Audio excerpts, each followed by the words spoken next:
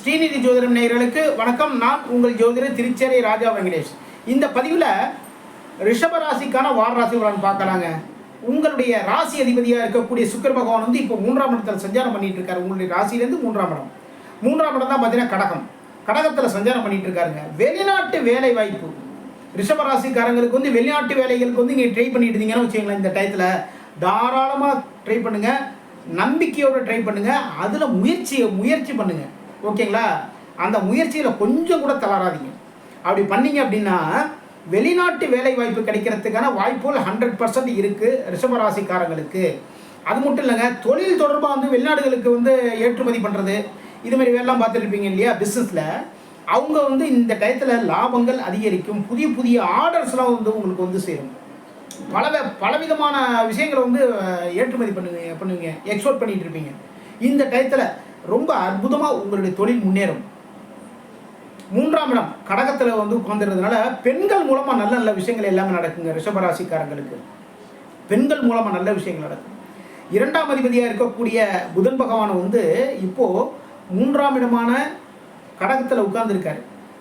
ராசிக்கு 3ஆம் இடமான கடகத்தில். அங்கே ராசி அதிபதி சுக்கிரன், 2ஆம் அதிபதியாக இருக்கக்கூடிய புதன். அப்போது உங்களுடைய முயற்சிகளின் மூலமாக தான் வருமானம் அதிகரிக்கும். எந்த ஒரு தொழிலாக இருந்தாலும் சரிதான், ஒரு பிஸ்னஸ் பண்ணிட்டுறவங்க சரிதான், முயற்சிகள் பண்ணுங்கள். இன்னும் கொஞ்சம் நல்ல பிரம்மாண்டமாக பண்ணலாம், நல்லபடியாக இன்னும் நல்ல எந்த அளவுக்கு வந்து ஒய்டாக பண்ணலான்னு ஒரு பிளான் பண்ணியிருக்கோம். தாராளமாக பண்ணுங்கள். ஏன்னா லாபஸ்தானமான 11ஆம் இடத்துல ராகு பகவான் சஞ்சாரம் பண்ணிகிட்டு இருக்காரு. ராகு பகவான் வந்து இந்த விஷயத்தை எல்லாமே நல்லபடியாக செஞ்சு கொடுப்பார். ராகு பகவான் வந்து ரிஷபராசியான சுக்கிரனுக்கு வந்து நட்பு கிரகமாக இருக்கக்கூடியது தான் ராகு பகவான். அப்போது வெளிநாடு ஏற்றுமதிகள், லாபங்கள், தொழிலில் முன்னேற்றங்கள், தொழிலில் வந்து லாபங்கள் அதிகரிக்கும். கலைத்துறையில் வேலை பார்க்குறவங்களுக்கு வந்து இந்த டயத்தில் புதிய ஒப்பந்தங்கள் வந்து சேருங்க. புதுசாக வந்து புதிய கம்பெனிகள்லேருந்து உங்களுக்கு வந்து அழைப்புகள் வந்துக்கிட்டே இருக்கும். அது எல்லாத்தையுமே வந்து சக்ஸஸ் பண்ணுங்கள். பெரிய லெவலில் சக்ஸஸ் பண்ணுறதுக்கான வாய்ப்புகள் எல்லாமே தேடி வரும். யாருக்கு? ரிஷபராசிக்காரங்களுக்கு. அரசாங்க வேலைகளில் இருக்கிறவங்களுக்கு மதிப்பும் மரியாதையும் உயரும். உயர் அதிகாரிகள்கிட்ட பேங்க்கில் வேலை பார்க்குறீங்களா? பேங்க்கில் வேலை பார்க்குறவங்களுக்கு உங்களுடைய வாடிக்கையாளர்கள் வந்து உங்களை தான் எதிர்பார்ப்பாங்க. அந்த பேங்க்கில் ஒரு 10 பேர் வேலை பார்த்தாலும் சரி தாங்க, வர்ற வாடிக்கையாளர்களுக்கு வந்து உங்கள் மேலே தான் கண்ணாக இருக்கும். உங்ககிட்ட தான் வந்து எல்லா விஷயத்தையுமே வந்து தெளிவுபடுத்துவாங்க. உங்கள்கிட்ட தான் எல்லா டவுட் எல்லாத்தையுமே கேட்பாங்க. அப்படி ஒரு அழகாக உங்களுடைய வேலைகளை ரொம்ப அழகாக அற்புதமாக சிறப்பாக பார்த்துட்ருப்பீங்க ரிஷபராசிக்காரங்க. ஆடை ஆபரண சேர்க்கைகள் உண்டு. ரிஷபராசிக்கு. உங்களுடைய ராசிக்கு 12ஆம் இடத்துல தான் பார்த்தீங்கன்னா ராசிக்கு லாபாதிபதி யார் அப்படின்னா வந்து குரு பகவான் சஞ்சாரம் பண்ணிட்டு இருக்கார் ராசியில். ராசிக்கு 12ஆம் இட அதிபதியாக இருக்கக்கூடிய செவ்வாய் பகவானும் இன்னும் 2 நாளுக்கு அப்புறம், இந்த வாரம் 2-3 நாளுக்கு அப்புறம் பார்த்தீங்கன்னா உங்களுடைய ராசியில் வந்து சேர. அப்போது தொலைதூர பயணங்கள், சிறிய தூர பயணங்கள் மூலமாக தொழிலில் வந்து முன்னேற்றங்கள் ஏற்படும். தொழிலுக்கு புதிய வாய்ப்புகள்லாம் வந்து சேரும். அதன் மூலமாக நல்ல நல்ல விஷயங்கள் எல்லாமே நடக்குங்க. ஓகேங்களா? நம்ம இருக்கிற இடத்துல இருந்து கொஞ்சம் தூரமாக போய் அந்த கம்பெனிகளில் நல்ல அற்புதமாக பேசுவீங்க. ஆனால் அந்த முயற்சிகள் வந்து கைவிடாதீங்க. நீங்கள் முயற்சிகள் பண்ணால் அதன் மூலமாக நல்ல விஷயங்கள் எல்லாமே நடக்கும். ரிஷபராசிக்காரங்களுக்கு உங்களுடைய ராசிக்கு பாக்கியாதிபதி யார் அப்படின்னா வந்து சனி பகவான் தான். அவர் வந்து ஒரு இப்போது பாக்கியஸ்தானமான 9ஆம் இடத்துல வக்ரகதியோட சஞ்சாரம் பண்ணிட்டு இருக்காரு. அதனால் கொஞ்சம் கவனமாக இருக்க வேண்டிய காலகட்டம் இது. ராசி அதிபதி சனி பகவான். ராசி அதிபதியாக இருக்கக்கூடிய சனி பகவான் வந்து உங்களுடைய ராசிக்கு பாக்கியாதிபதி அவர் தான்.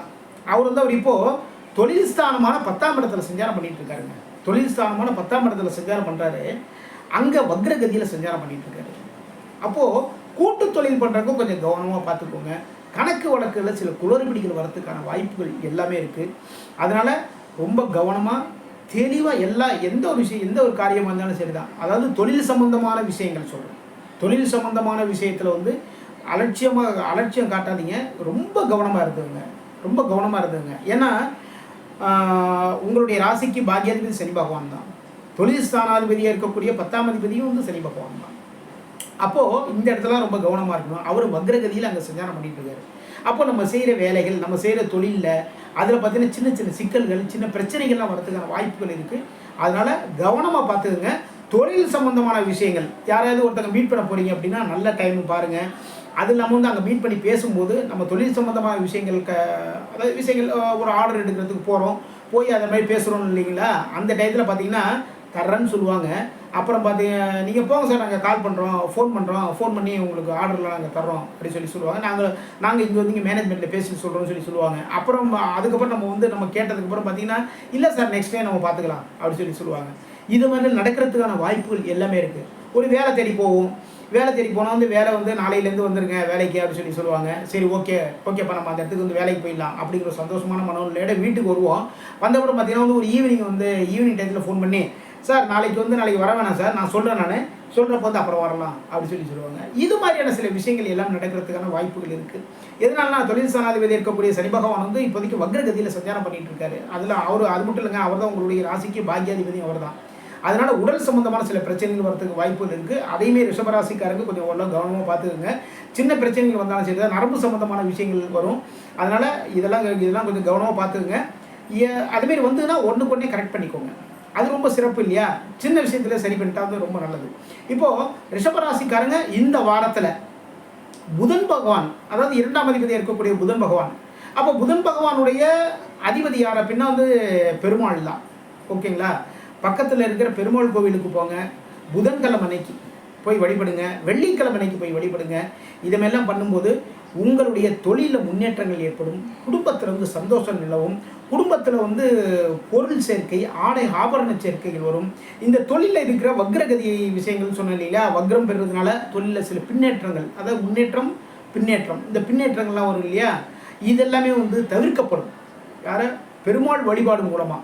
மகாலட்சுமியை வழிபாடு பண்ணுங்கள், சுவாமியை மட்டும் வழிபாடு பண்ணக்கூடாது. எப்போவுமே பெருமாள் கோயிலுக்கு போனோம்னா சுவாமியையும் தாயாரையும் வழிபடணும்.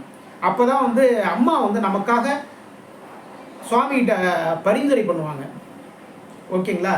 அம்மாங்கிறது எப்பயும் அம்மா தான், சரிங்களா. அவங்க மூலமாக தான் நம்மளுடைய வாழ்க்கை பெரிய லெவலில் வந்து முன்னேற்றங்கள் ஏற்படும்.